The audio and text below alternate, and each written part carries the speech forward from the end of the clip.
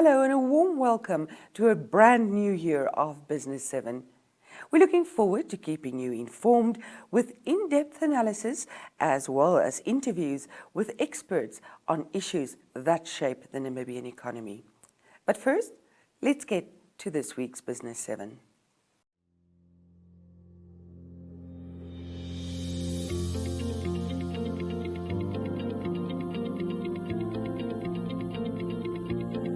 While Namibia and its cities are seen as one of the cleanest countries in Africa, plastic pollution is a big problem.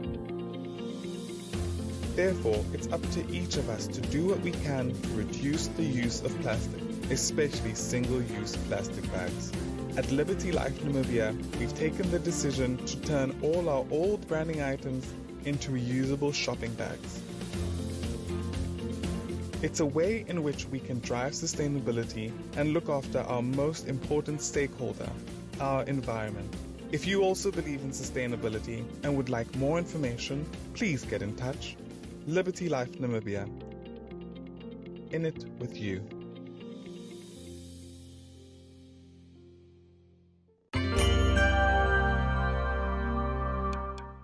Remember, if you want to read more about the stories that we're discussing in this program, it is in Business 7 today, the printed copy, and you can get it in Republikein, Algemene Zeitung, and the Namibian Sun.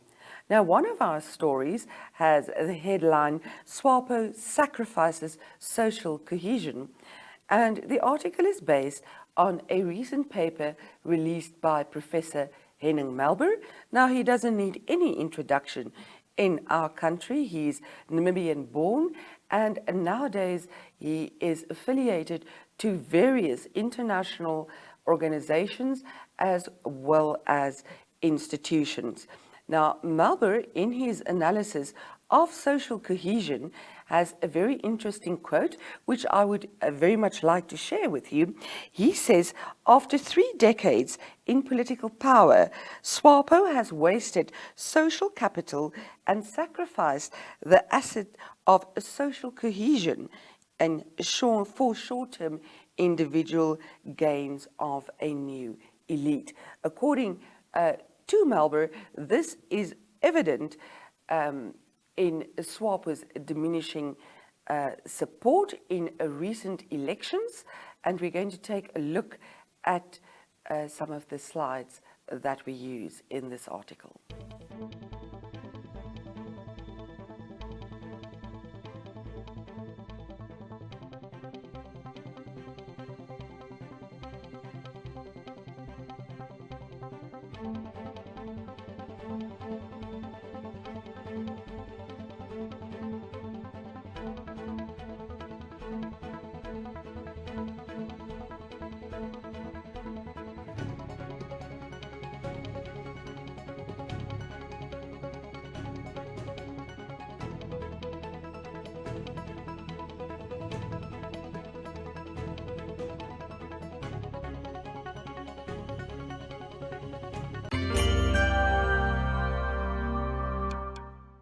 Now, everybody knows Henning Melber as a very outspoken analyst. He does not mince his words, and we caught up with him in Sweden to elaborate on his latest paper.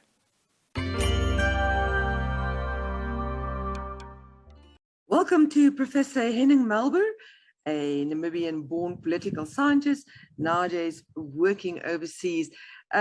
Welcome, Professor. Welcome to Namibia. Thank you very much, Jo-Marie, and also greetings to all those who might listen in. Professor Melber, the latest piece that you have published looks at social cohesion in Namibia. In a nutshell, summarize the status of social cohesion in society at the moment. Similar to what we witnessed in Zimbabwe during the first 20 years of independence, and we are currently witnessing in South Africa as well, that the former liberation movements as government, while they still retain power, are losing support among the electorate. And the writing is on the wall for Namibia as well. And as we can see, it's also a subject in the dominant party in Swapo, especially now with the rumor mongering starting about the forthcoming party congress, which plays a decisive role in how to position oneself for the next national and presidential elections. So the article basically takes stock of the 30 years, recapitulates why Swapo was able to play this hegemonic role. Within the definition of democracy, there were not really big-scale manipulations of the elections. The electorate freely cast its vote in support of Swapo, but now also decides freely to withdraw support to Swapo. And I think there are different explanations. The one is that the populist paradigm, which the party promoted, did not hold when it comes to measuring it against the delivery, against implementation of promises. There was a lack of delivery, and it added significantly to the frustration among the people. And let's not forget that fish rot marked the tip of the iceberg. And it seemed to have reached a tipping point in the sense that people say enough is enough. So Namibia is one of the tales of a populist dominant regime which risks to lose the majority support in the electorate for non-delivery and for pursuing elite interests where the people start to realize that is not their interest. Professor Melber, a lot of local observers have warned that because of this lack of delivery on promises and the lack of progress and the lack of a tangible improvement in people's livelihoods, that in the interim, the situation is perfect for civil strife. Do you think that that might be a problem? While there is a huge amount of aggression and violence in civil daily life, there's a total absence of politically motivated violence so far. Thank God. And I really hope that it remains like that. Also, the opposition parties, while they resort to some militant rhetoric, and we had some unpleasant scenes in the National Assembly, even bordering to physical encounters, it's all within the confinements of a rather decent political culture.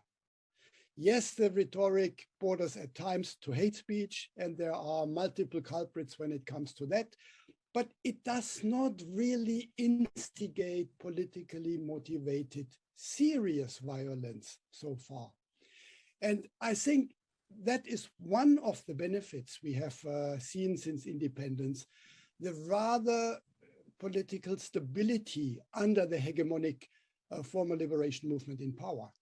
And maybe that's one of the assets we could also keep, because the worst case scenario would be if political differences would turn into political instigated violence. And there is my biggest hope that while Swapo was always adamant that, of course, it adheres to democracy, that was very easy to do so when you know that you get anything above 2/3 of the votes. Of course, you're a Democrat then. If you don't have to be Putin as Geinkop, then it's easy to be a Democrat. My hope is sincerely that Swapo is serious about adhering to the rules of democracy, even face times where it might risk to lose the majority among the people. At the moment, I do not see that there might be civil strife. And for the reasons I just summarized, I hope we will never see it in Namibia. We do not want to have a similar situation like in mid-year last year in South Africa, where people are looting the shopping malls in a failed coup d'etat. That's not what we need. And it would make the situation worse not only for Swapo, for everyone in Namibia. Insightful as always to talk to you. I'm sure we'll have you back during the course of this year. Until then, take care. Thank you so much, and greetings to all. I wish you a nice, good year with health, prosperity, and rain.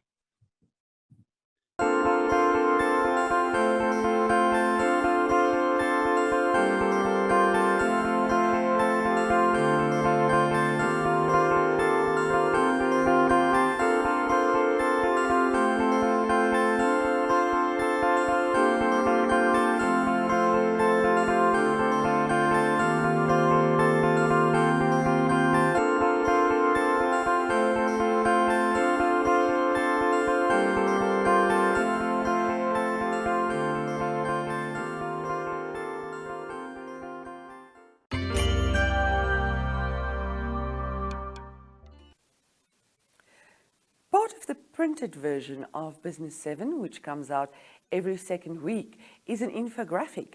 We call it At Your Fingertips because in a nutshell, it gives you information you can digest quickly and use as reference on very important issues. Now, this week's infographic looks at food insecurity in Namibia, and its forecast is from January until March this year, and in total we're looking at about 1.6 million Namibians that will endure some kind of hunger in this quarter.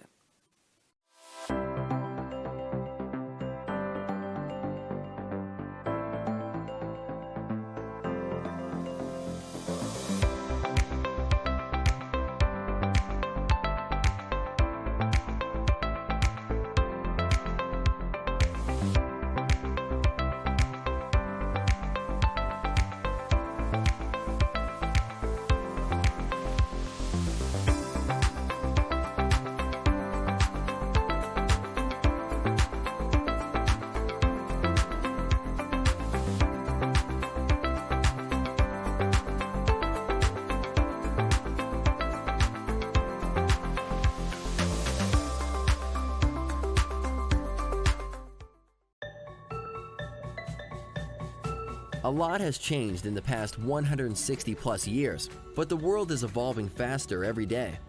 Founder Samuel Lowell Price's version of a self-driving car was a really smart horse. Who knows how our great-grandchildren will get around? Here at PwC, we know we're responsible for guiding our people, clients, and communities through this constant change.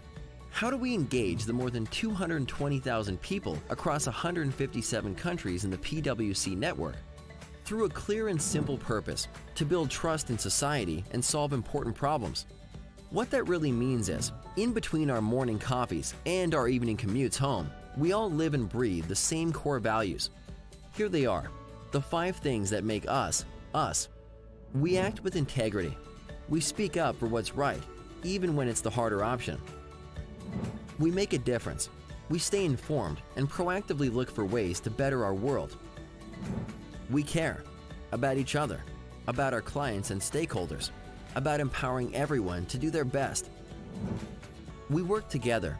We know feedback, collaboration, and diverse perspectives help us deliver the highest quality outcomes. We reimagine the possible. Nothing great ever came from sticking with the status quo. We always challenge ourselves to innovate. Our values make us who we are and will help propel us toward the legacy we've envisioned for the future. A sentiment Sam and his horse would have definitely stood behind.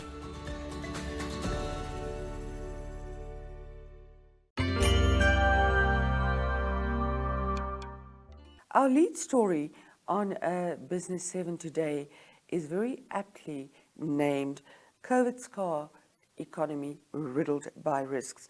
Now, our story is based on the Global Risk Report, which the World Economic Forum recently released. But of course, we looked at particular risks that will affect Namibia, and the top risk facing Namibia in the immediate future is livelihoods or the impact on your livelihoods, and our huge problem with unemployment. Our lead photograph, as you can see there, is absolute symbolic of the reigning sentiment.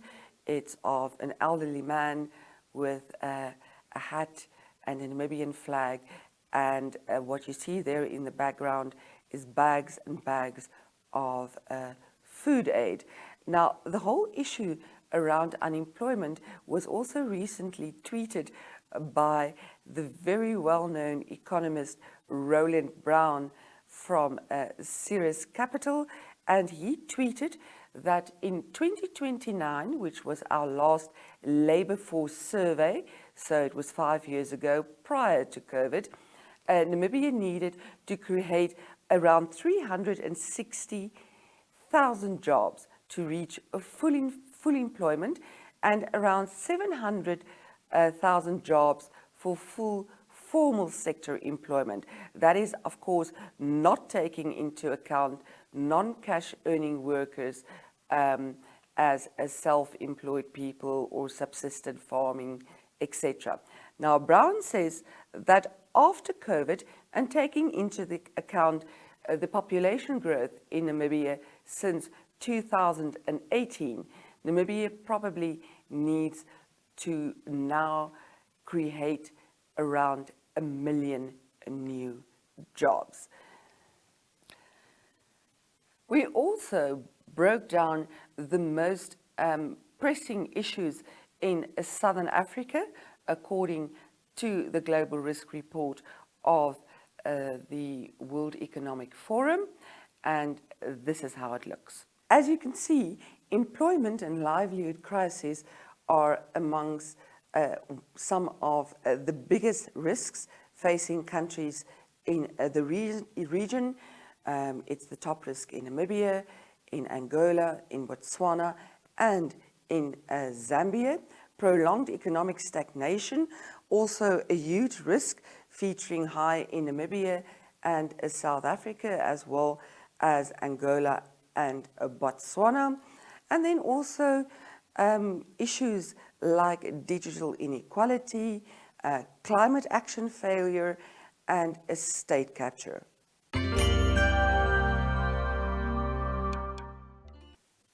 A lot of the top risks that Namibia, as well as other countries in the region, face is also on the global agenda.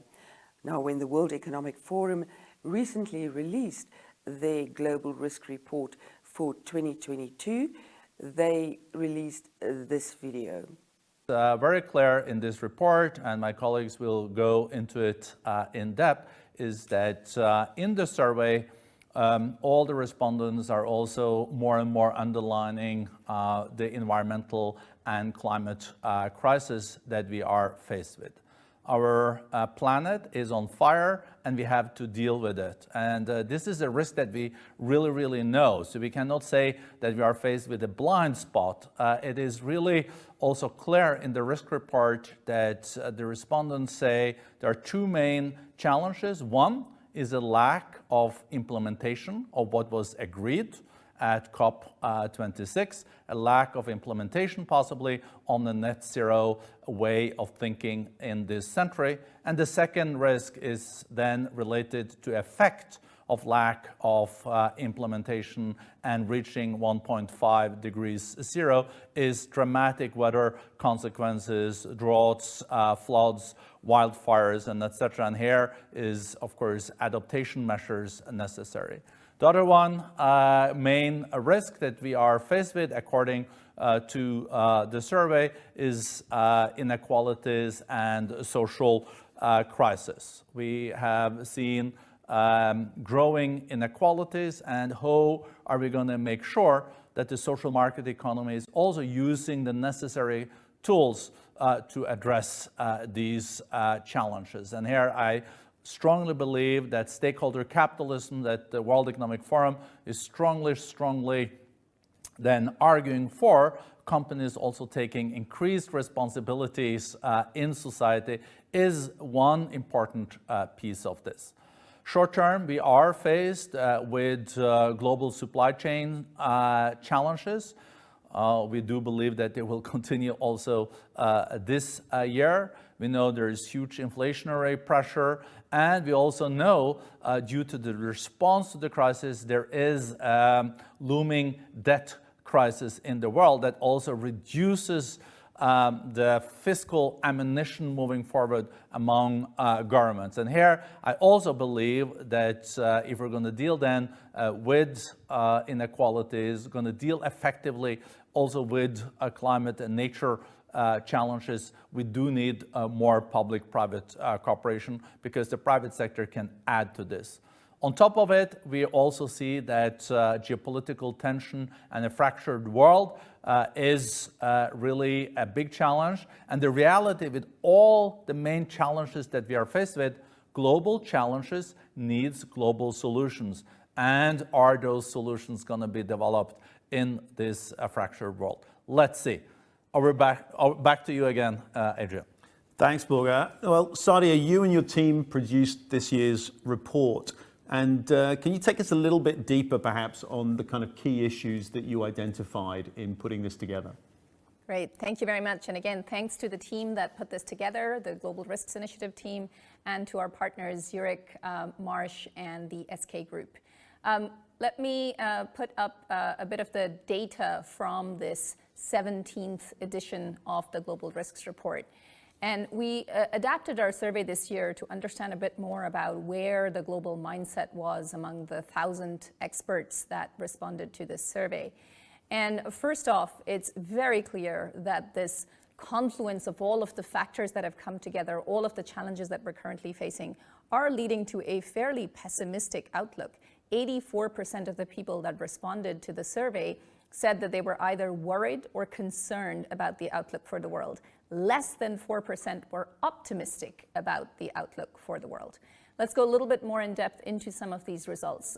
We asked people to look back at the last 2 years of the pandemic and identify which are the risks that became worse since the COVID-19 crisis started. And what's very clear is that above everything else, social cohesion has eroded. There are deep concerns about livelihood crisis. There are concerns about climate action failure, concerns about mental health deterioration, and then finally concerns about extreme weather. These 5 really stand out compared to other areas. We could go to the next set of data. We also asked people when some of these risks will become a critical threat to the world. And in the next couple of years, there continues to be deep concern around both the climate side of things and the social side of things. So extreme weather, livelihood crisis, climate action failure, infectious diseases, of course, the pandemic has not gone away, and so there continues to be concern around that. And then, of course, social action cohesion. On the other hand, if you look at the next sort of 5 to 10 years out, that's where you see a lot of concern around, you can see the top 5 are all green. So climate action failure, extreme weather, biodiversity loss, natural resource crises, and human-made environmental damage. Somewhere in the middle of this, which is really the next sort of 2 to 5 years out, there's concern about climate issues, there is concern about the social issues, but there's also concern around cybersecurity failure. There's also concern around geoeconomic confrontations. So you're starting to see quite a mix of things that are the bridge between the short-term time frame and the longer term. And finally, the last set of data. We also asked people about risk mitigation efforts and how they believe some of these efforts are working. The good news is that people are generally fairly optimistic about how trade facilitation is being managed, how international crime is being managed. They're fairly optimistic also about how health crises are being dealt with or how natural disaster relief is being provided. But some of the new and emerging areas, like artificial intelligence, like space exploration, like cyber attacks and migration and refugees, those are areas where people don't believe that much is being done in the best possible way moving forward. I'll stop there, Adrian. You can go take a look at the report. It's live now and explore that data a bit more. You know, a few weeks ago, I would never do this on a Saturday morning. Back then, I was standing in line all day. Now it's just like that. You are using the FNB banking app like I told you. Girl, it saved my weekend. Now I can do all my banking on this. Payments, transfers, checking statements. Even opening accounts. Just like that. Oh, did I tell you what my husband did? Even me, I want to save time with the, what's the name of the app? FNB app. Don't be left behind. Make the switch to the FNB app, online banking or cell phone banking, and change the way you bank to change your life. FNB, how can we help you?